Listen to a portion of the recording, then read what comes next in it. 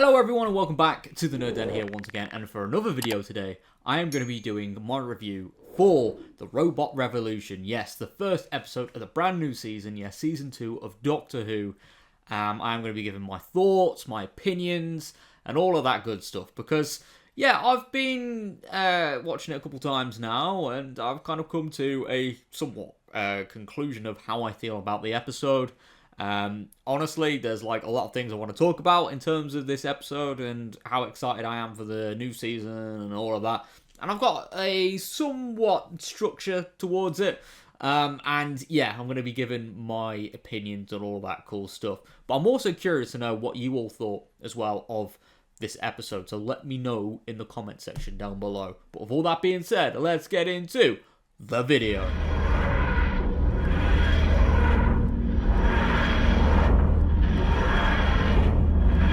Okay, so Doctor Who, The Robot Revolution. It really is a fast-paced episode, and I do feel like some of the plot elements do kind of suffer because of this. Like, don't get me wrong, it's very quick, it's very now, it's very wow. Like, we get introduced to Belinda, it's established that she's a nurse, and we don't really get too much of, like, a build-up to her, meeting the Doctor. She's just kind of thrown into the action pretty much straight away. You know, she finishes her shift, she goes home. There's a little bit of a prelude to her and her boyfriend at the beginning, like as a flashback. And then, boom, the robots land, they kidnap her. We get a Mrs. Flood cameo, which I'll get onto in a second. But yeah, we're just kind of thrown into the thick of it without sounding like KSI. We are thrown into the thick of it, and then boom, we are introduced to the antagonists of the episode, the robots and the war, and what's actually going on, and this planet that's named after Belinda. Now, I actually thought the whole star certificate plot point was actually quite interesting, because I have known people that have like gotten like these star certificates before. You know, for those that are into their astrology and naming planets and that sort of thing, I actually think is pretty cool. So to see that utilised in a Doctor Who episode, and obviously having that Doctor Who spin on it, was quite interesting to see on screen. And I thought that was utilised quite well. I thought the visual effects and everything was absolutely fantastic. And one thing I do appreciate about this new era is that we've got, you know, the behind-the-scenes stuff back. You know, we've got the Doctor Who Unleashed, you know, the successor to Confidential that shows how all that was put together. And it does goes to show there's a lot of effort that was put into it. And all of the explosions, the robots, it was just fantastic. And even, like, the parts where, you know, like with the arrival of Belinda and the two robots walking across the bridge, like, the city looks absolutely fantastic. And you can see that the expanded budget, it's being utilised correctly, which is good. It is really good to see. And you can tell there's a lot of quality that's being put into this series, and you can even see that in the next episode with Mr. Ring-a-Ding as well. So, yeah, it looks absolutely fantastic. Now, let's rewind back to the inclusion of Mrs. Flood. Yes, she only gets a little bit of a cameo this episode, and I feel like that's going to be the case up until the finale. She's going to say a couple of things, break the fourth wall, get the viewers hyped, and then just walk away. And I do feel like that is going to be the case for the rest of this season, up until the finale anyway, at least. But it is very interesting to see her just appear here. Anita Dobson, you know, she's just got that quirky personality that Mrs. Flood seems to have, with a little bit of a sinister twist to it as well, which I think is quite funny to see on camera. And it was nice to be like, oh, that's Mrs. Flood, because I didn't actually watch the preview clip beforehand, so it was nice to see her you know, there, and how she was included in the episode was a really nice touch.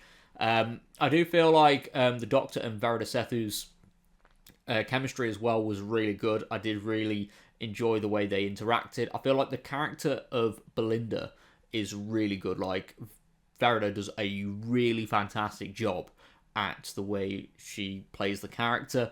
It's nice to have a companion that kind of challenges the Doctor in a little bit of a different way. Yes, Donna did it before, and Catherine Day excels with that, but I would say the character Belinda is similar to Tegan Jovanka from at least my standpoint, and I do feel like that's a really refreshing take to have, you know, a companion that doesn't want to be there a companion that actively challenges the Doctor and kind of has a little bit of a distaste to the Doctor's actions as well, which is something I did enjoy seeing, and hopefully that dynamic is expanded upon and that uniqueness is challenged as well in further episodes. So yeah, I've got to say that was definitely a highlight of the episode.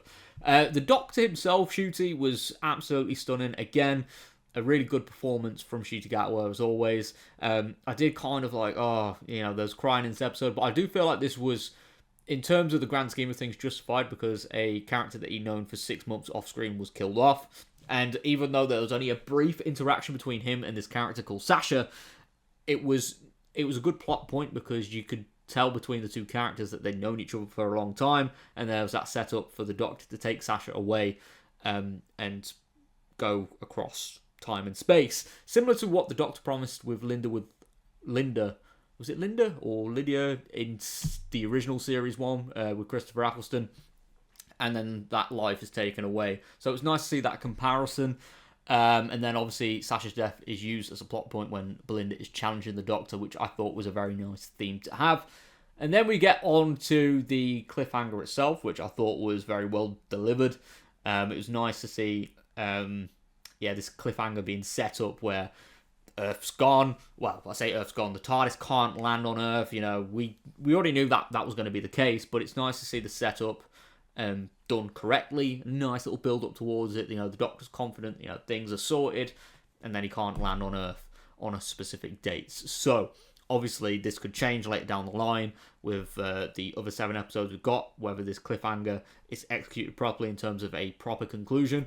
But we'll just have to wait to see. But with all this being said, because I have rambled on a fair bit, I've got to say from my perspective, I'm going to give this episode a solid 8 out of 10.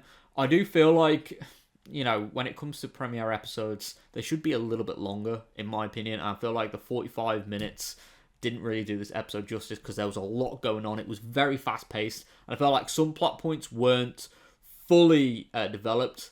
But I did like the villain, the AI generator / Alan. I thought was a predictable twist, but still nice to see nonetheless. And it was nice to have a villain that was, again, predictable.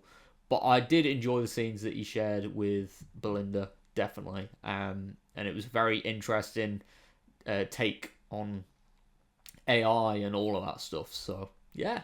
But overall, I did fully enjoy the episode, apart from like a couple bits here and there, and I can't wait to see this season continue. So yeah, thank you so much for tuning into this video. If you are new around here, please click that like button, click that subscribe button as well, with notifications turned on, because I'll be doing a lot more Doctor Who videos over the next few weeks. And yeah, there's going to be a lot of nerdiness, a lot of hype, a lot of excitement, and I am on the road to 8,000 subscribers, which I would love to reach by the end of this year. But yeah, I'll see you all next time. Thank you very much for all the support. Take care. Love you all, and peace.